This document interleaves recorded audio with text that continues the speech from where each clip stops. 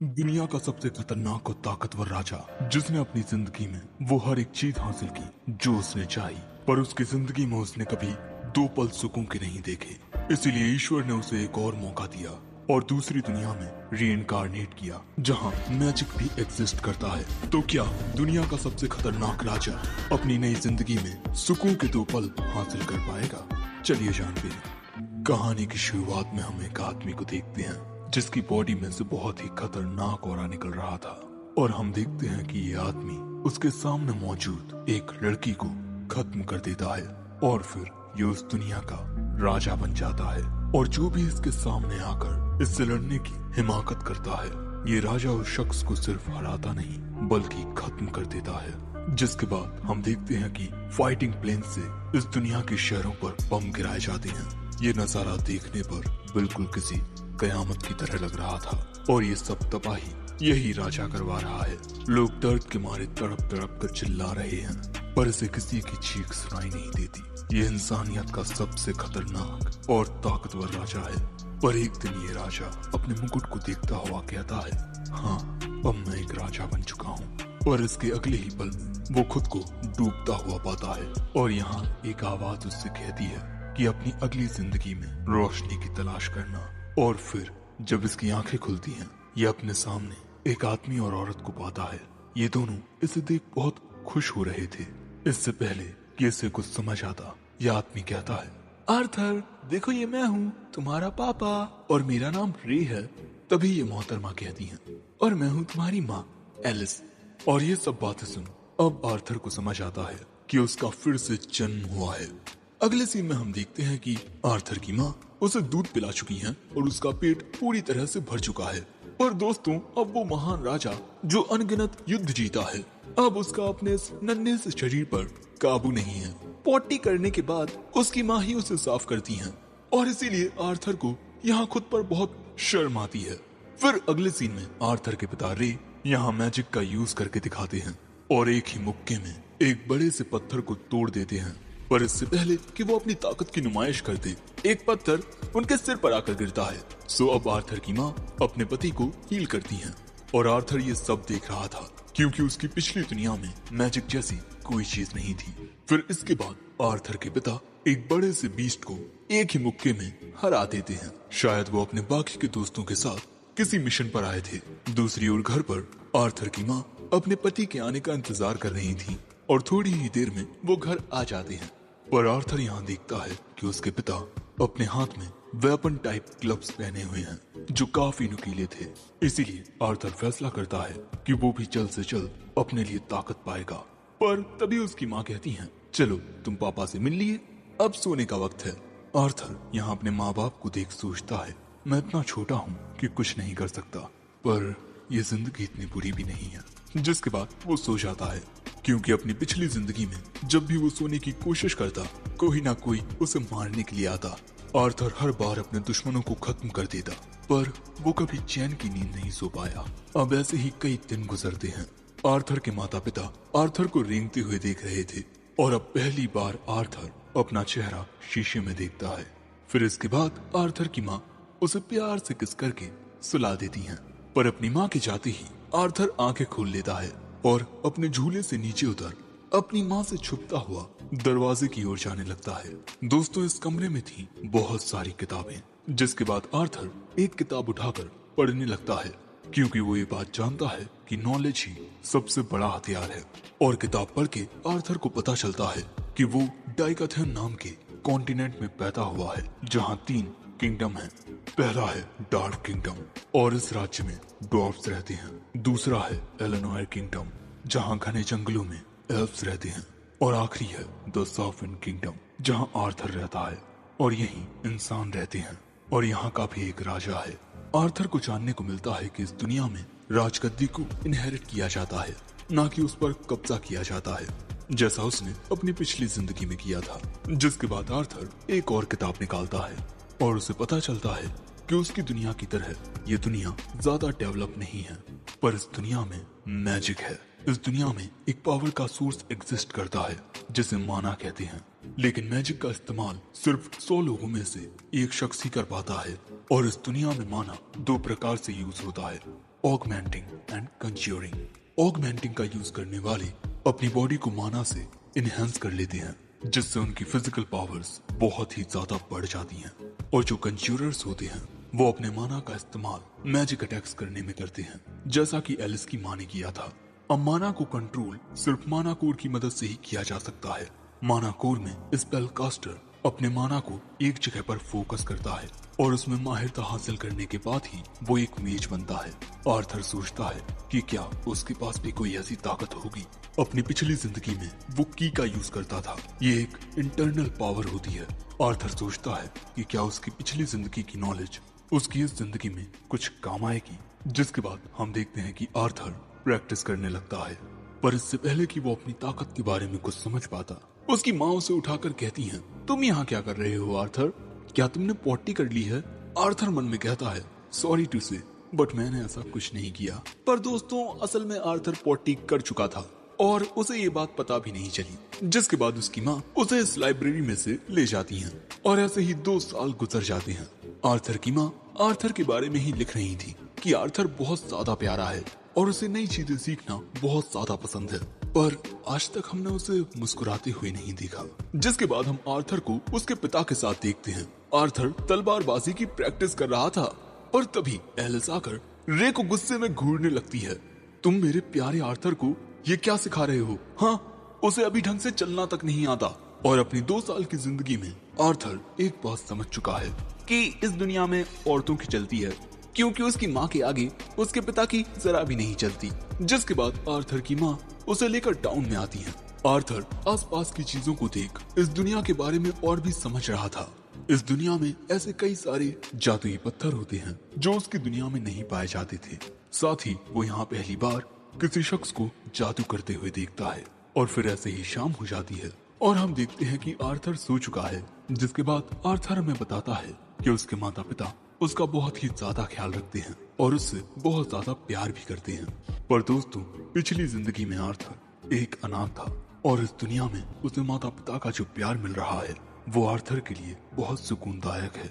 जिसके बाद आर्थर की माँ हमें बताती है कि जब आर्थर चुपके से लाइब्रेरी में गया था बुक पढ़ने के लिए, तब ये देख उन्हें बहुत खुशी हुई थी। साथ ही जिस तरह वो बाजार में हर एक चीज को देख रहा था वो भी बहुत प्यारा था और शायद उसमें ये सारी चीजें उसके पिता से आई हैं और एक दिन शायद वो अपने पिता की तरह ही इस दुनिया के एक सफर पर निकल पड़ेगा।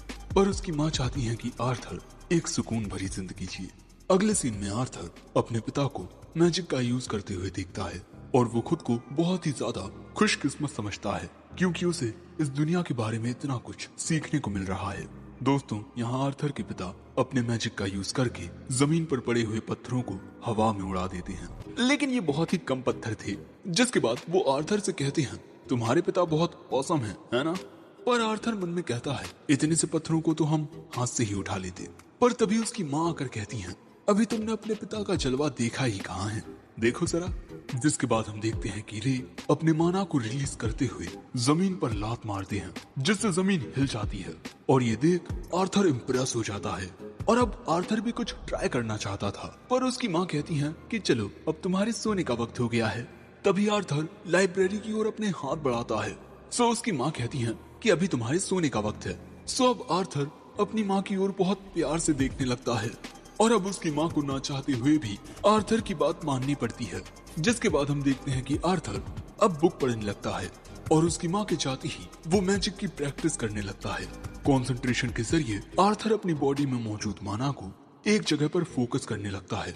दूसरी ओर आर्थर के पिता अपनी ताकत से एक पेड़ को ही तोड़ देते हैं। तभी आर्थर का वो माना पूरी तरह से एक जगह पर एकत्रित हो जाता है और फिर अगले ही पल होता है एक बहुत ही बड़ा धमाका। हम देखते हैं कि आर्थर के पिता आर्थर की माँ को इस धमाके से बचा लेते हैं, पर इससे उनकी पीठ काफी जल जाती है। पर इसके बाद दोस्तों, एलिस को आर्थर की चिंता होने लगती है, क्योंकि जहाँ धमाका हुआ आर्थर उसी कमरे में था। ये दोनों तुरंत घर के अंदर आते हैं और अंदर आकर आर्थर के पिता जो देखते हैं उससे उनके होश उड़ जाते हैं। और तभी आर्थर की माँ आकर देखती है कि आर्थर सही सलामत हवा में उड़ रहा है। दोस्तों, आर्थर ने कई दिनों की मेहनत के बाद आखिरकार माना को कंट्रोल करना सीख लिया है। पर तभी अचानक हम देखते हैं कि टूटी हुई छत आर्थर के ऊपर गिरने लगती है। आर्थर भागने की कोशिश करता है, पर उसका ये छोटा सा शरीर उसका साथ नहीं देता और उसे लगता है कि अब वो यहाँ मरने वाला है। पर तभी उसे बचाने के लिए उसके माता पिता आ जाते हैं। रे उस टूटी हुई छत को अपने मैजिक से दूर फेंक देता है और आर्थर की माँ आर्थर को सही सलामत देख खुशी के मारे रोने लगती हैं। आर्थर के पिता की आंखों में भी आंसू आ जाते हैं, पर यहाँ आर्थर कहता है कि आखिर ये रो क्यों रहे हैं। इन दोनों ने तो अपना कर्तव्य अच्छे से निभाया है, इन्हें तो खुद पर गर्व होना चाहिए। आखिर ये सब क्या है? आखिर मेरे अंदर यह अजीब सा एहसास क्या है? अपनी पिछली जिंदगी में कभी भी मैंने ऐसा कुछ महसूस नहीं किया। और इसके बाद आर्थर भी रोने लगता है। इस सवाल के साथ कोई तो मुझे बताओ कि ये अजीब सा एहसास क्या है। और फिर आखिर हमें बहुत ही खतरनाक मॉन्स्टर दिखाया जाता है। एपिसोड 2 की शुरुआत में हमें आर्थर के पास्ट का एक सीन दिखाया जाता है, जहां एक आदमी ने उसे नुकसान पहुंचाने की कोशिश की, इसीलिए लॉ के अनुसार उसे मौत की सजा मिलेगी। पर काउंसिल के लोग उस पर दया दिखाते हुए उसे उसके राज्य में भेजने का फैसला करते हैं। उसके राज्य के लोग ही उसका फैसला करेंगे। पर तभी वो आदमी यहाँ अपने बीबी बच्चे को देखता है और इसीलिए वो महाराज से कहता है, गुनाह मैंने किया है, इसीलिए प्लीज आप मेरे परिवार को छोड़ दीजिए और मैं कोई भी सजा भुगतने के लिए तैयार हूँ। जो सुन काउंसिल के लोग कहते हैं, तुमने महाराज के सामने बोलने की हिमाकत कैसे की? पर अगले ही पल में हम देखते हैं कि किंग ग्रे ने इस आदमी की बीवी और छोटे से बच्चे को मार दिया। जो देख काउंसिल के लोग कहते हैं, महाराज ने इन्हें खुद अपने हाथों से मारा है, यानी कि उन्होंने खुद इन्हें मुक्ति दी है। वो हर एक प्रकार के दुख दर्द से आजाद हो चुके हैं। और ये देख वो आदमी रोते हुए कहता है, ऐसा करने के लिए शुक्रिया महाराज। पर ग्रे यहाँ कुछ नहीं कहता। और अब सीन प्रेजेंट का आता है, जहाँ रे आर्थर को ट्रेनिंग करने के लिए ग्लव्स देता है। पर आर्थर बताता है कि उसे तलवार से ही प्रैक्टिस करनी है, क्योंकि दोस्तों आर्थर ये ग्लव्स पहनकर सिर्फ क्लोज रेंज अटैक ही कर पाएगा और इतना छोटा सा शरीर होने की वजह से वो आसानी से मारा जाएगा। इसीलिए आर्थर ने तलवार को चुना। जिसके बाद आर्थर अपने पिता के साथ प्रैक्टिस करने लगता है। पर तभी वो देखता है कि उसके पिता ने तलवार को माना के साथ इन्फ्यूज कर लिया है। जो देख आर्थर भी बिल्कुल ऐसा ही करता है और अपने पिता की ओर जाकर उनके वेपन को काट देता है। पर आर्थर की काबिलियत देख रे बहुत हैरान हो चुका था। अगले सीन में हम देखते हैं कि आर्थर के माता पिता के बीच बहस हो रही है, क्योंकि आर्थर के पिता का कहना है कि आर्थर की ट्रेनिंग कोई टीचर ही करा सकता है, क्योंकि वो बहुत ज्यादा टैलेंटेड है। आर्थर ने अपनी तलवार को माना के साथ इन्फ्यूज करके इस लकड़ी को आसानी से काट दिया, जबकि आर्थर बस 4 साल का है। पर आर्थर की माँ ये नहीं चाहती, क्योंकि आर्थर को कोई टीचर तभी मिलेगा जब आर्थर किसी टाउन में जाकर पढ़ाई करेगा।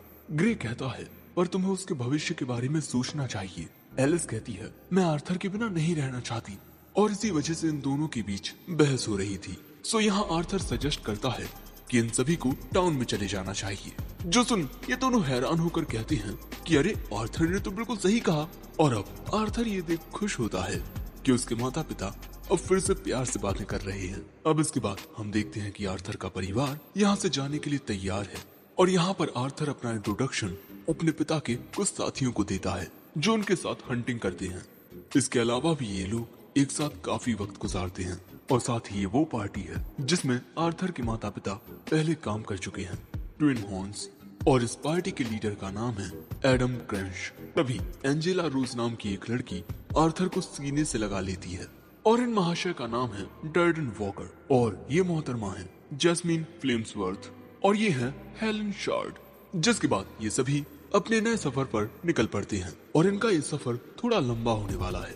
पर दोस्तों आर्थर की पिछली दुनिया बहुत ज्यादा एडवांस थी। घोड़ागाड़ी से जिस सफर में कई दिन लग जाते हैं, एडवांस मशीनों से वो सफर बस कुछ घंटों में हो जाता। जिसके बाद ये सभी आराम करने के लिए एक जगह पर रुकते हैं। और हमें पता चलता है कि ये लोग जायरस नाम के शहर की ओर जा रहे हैं। और हर एक चीज सही से हो रही है सिवाय एक के। इनका सामना यहाँ होता है कुछ मॉन्स्टर्स से। यहाँ कुछ भेड़िए आकर इनके ऊपर हमला कर देते हैं। पर जैस्मीन एक ही हमले से उन सबको जख्मी कर देती है। जिसके बाद बाकी सब अपने अपने हमलों से उन भेड़ियों को खत्म कर देते हैं। और हमें जानने को मिलता है कि एडम, हेलन और जैस्मीन ऑगमेंटर्स हैं, वहीं एंजेला और डर्डन कंज्यूरर्स हैं। इन सबको लड़ता हुआ देख आर्थर फैसला करता है कि वो भी जल्द से जल्द बिल्कुल इन्हीं के जैसा बनेगा। फिर रात के वक्त ये लोग यहीं रुकते हैं। और इस वक्त ये लोग एक सफर पर हैं। इन्हें खाने के लिए ज्यादा तो नहीं मिलता, पर आर्थर सोचता है कि कम से कम ये ताज़ा है। आर्थर की माँ बस थोड़ा सा खाना खाकर कहती है कि उनका पेट भर चुका है। तभी ग्रे नोटिस करता है कि वो थोड़ा सा इंजर्ड हो गया है। सो दोस्तों, एलिस के रे को हील करने से पहले हम देखते हैं कि बाकी सब चारों ओर ये देखने लगते हैं कि कोई यहाँ पर इन्हें देख तो नहीं रहा, क्योंकि एलिस एक स्पेशल टाइप मेज है विद हीलिंग पावर्स, जिसे एमिटर कहा जाता है। और अगर किसी को एलिस की काबिलियत के बारे में पता चल गया तब वो खतरे में आ सकती है। एलिस और रे के गांव में रहने की एक वजह तो यही थी कि वहाँ उन पर कोई ज्यादा ध्यान नहीं देता। अब रे के हील होने के बाद एडम कहता है कि रे, क्या मैं आर्थर के साथ थोड़ी एक्सरसाइज कर सकता हूँ? जिसके बाद हम देखते हैं कि इन दोनों के बीच मुकाबला होने वाला है और सभी लोग ये देखने के लिए बहुत ज्यादा एक्साइटेड थे। जो देख आर्थर सोचता है कि इन सबको याद तो है ना कि मैं बस 4 साल का हूँ। पर तभी एडम अपने भाले को माना के साथ रीइंफोर्स कर लेता है। जो देख आर्थर समझ जाता है कि इनकी लड़ाई मजाक नहीं होने वाली, इसीलिए वो भी अपनी तलवार को और साथ ही अपने पैरों को भी माना के साथ रीइंफोर्स कर लेता है और फिर तेजी से एडम की ओर बढ़कर अचानक ही उसके सामने से गायब होकर उसके पीछे आ जाता है। लेकिन उसका जरा सा पैर फिसल जाता है, इसीलिए वो सही मौके पर अपना हमला नहीं कर पाता। फिर ये दोनों एक दूसरे पर हमले करते हैं, पर एक दूसरे की ताकत से दोनों ही दूर फिक जाते हैं। पर भैया आर्थर तो गिरने वाला था, सो एंजेला उसे अपने मैजिक से गिरने से रोक लेती है। जिसके बाद बाकी सब एडम पर गुस्सा करने लगते हैं कि वो एक बच्चे के खिलाफ इतनी ताकत यूज कैसे कर सकता है। सो एडम कहता है कि आर्थर किसी छोटे मॉन्स्टर से कम नहीं है। और तभी अचानक आर्थर देखता है कि जैस्मीन उसे ही घूरे जा रही है। आर्थर देखकर ही समझ जाता है कि इस तरह से कोई आपको तभी घूरता है जब वो आपसे कुछ जानना चाहता हो। पर इसके बाद इनका ये सफर ऐसे ही जारी रहता है। एडम आर्थर को कुछ टेक्निक्स बताता है और हेलन उसे धनुष चलाना सिखाती है। आर्थर अपने पिता के साथ एक्सरसाइज भी करता है, जिसके बाद वो जैस्मीन को अपनी तेज रफ्तार भी दिखाता है। और जब वो रात में बुक रीडिंग करता है तब भी जैस्मीन उसे ही देखे जा रही थी और साथ ही जैस्मीन आर्थर को अपने हिस्से का खाना भी देती है। फिर अगले दिन जैस्मीन आर्थर को एक तोहफा देती है क्योंकि आज उसका बर्थडे है। ये तोहफा एक खंजर था। फिर जैस्मीन उसे बताने लगती है कि इसका इस्तेमाल अच्छे से कैसे करते हैं। ये तीनों देखती हैं कि जैस्मीन पहली बार किसी को कुछ सिखा रही है। जिसके बाद वक्त आता है इनके आगे बढ़ने का।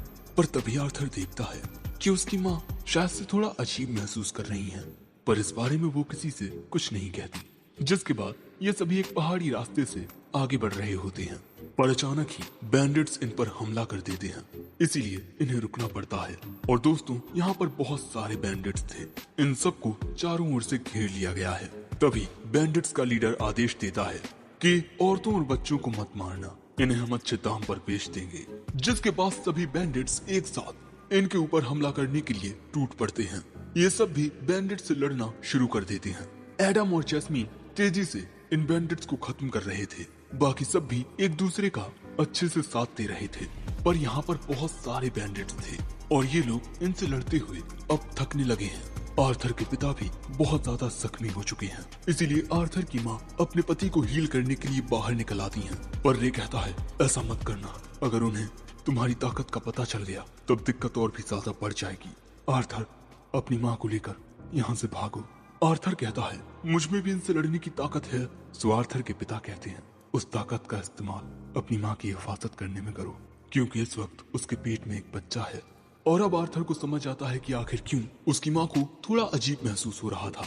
और अब रे कहता है मैं तुम पर भरोसा कर रहा हूँ मेरे छोटे हीरो। और अब आर्थर अपनी माँ को लेकर यहाँ से भागने लगता है और इससे पहले कि बैंडिट्स का लीडर उनके पीछे जाता, रे उस पर हमला बोल देता है। आर्थर और एलिस के सामने आने वाले सभी बैंडिट्स को बाकी सब खत्म कर दे जाते हैं। भागते हुए आर्थर हमसे कहता है दूसरों से इतना कुछ छीनने के बाद मैं भाग रहा हूँ ताकि मैं कुछ खो ना दूं, पर शायद यही कर्मा है। ये दोनों भागते हुए काफी दूर आ जाते हैं, पर यहाँ कोई तो था जो इन पर नजर रखे हुए था। ये भी एक डाकू है जो कि एक कंज्यूरर है। ये अपने मैजिक से उन दोनों पर हमला कर देता है। आर्थर अपनी माँ को दूर कर वो हमला खुद पर ले लेता है, पर जैस्मीन के दिए हुए खंजर ने उस हमले से आर्थर को बचा लिया था। और फिर आर्थर उस खंजर को बैंडिट की ओर फेंक कर उसे नीचे गिरा देता है, क्योंकि इस खंजर में एक रस्सी बंधी हुई थी। पर दोस्तों, अब आर्थर पहाड़ी से नीचे गिर रहा था। डर्डन और एंजेला अपने मैजिक से उसे पकड़ने की कोशिश करते हैं, पर उनका मैजिक उस तक नहीं पहुंचता। गिरते वक्त आर्थर के जहन में एक ख्याल आता है, कितना अजीब है कि अभी जो मैंने किया उससे मुझे कुछ हासिल नहीं हुआ, पर फिर भी मेरे दिल को सुकून पहुंचा है। और शायद अब मैं समझा कि वो आदमी मुझसे क्या मांग रहा था और क्यों पहले एपिसोड के आखिर में मेरे माता पिता रोए, क्योंकि हम अपने परिवार को बचाने के लिए अपना बलिदान देने में जरा भी नहीं हिचकिचाते। और जो आंसू हमारी आंखों से गिरते हैं वो इस दुख में गिरते हैं कि हम अपने दिल के करीबी लोगों को फिर कभी देख नहीं पाएंगे। ये सब जानते हुए आर्थर गिरता है और उसकी आंखों से आंसू भी गिरते हैं। वो कहता है, कितना अच्छा होता अगर मैं एक बड़ा भाई बन पाता। और यही सोचते हुए वो पहाड़ी से नीचे गिर जाता है। पर इसके बाद जब उसकी आंख खुलती है वो खुद को एक अजीब सी गुफा में पाता है और अगले ही पल में उसके सामने एक भयानक मॉन्स्टर आता है और यहीं ये एपिसोड एंड होता है। तो कमेंट में जरूर बताना कि तुम्हें ये पार्ट 1 कैसा लगा और पार्ट 2 देखने के लिए तुम कितने ज्यादा एक्साइटेड हो। वीडियो पसंद आया हो तो लाइक करना और कमेंट बॉक्स में एक लिंक है जिस पर क्लिक करके और हमें ज्वाइन करके तुम हिंदी में मजेदार एनिमे का मजा ले सकते हो। और चाहो तो हमारे चैनल की मेंबरशिप भी ज्वाइन कर लो, इसके भी कुछ फायदे हैं। बाकी मैं मिलता हूँ जल्द ही एक नए वीडियो में, तब तक के लिए सायोनारा।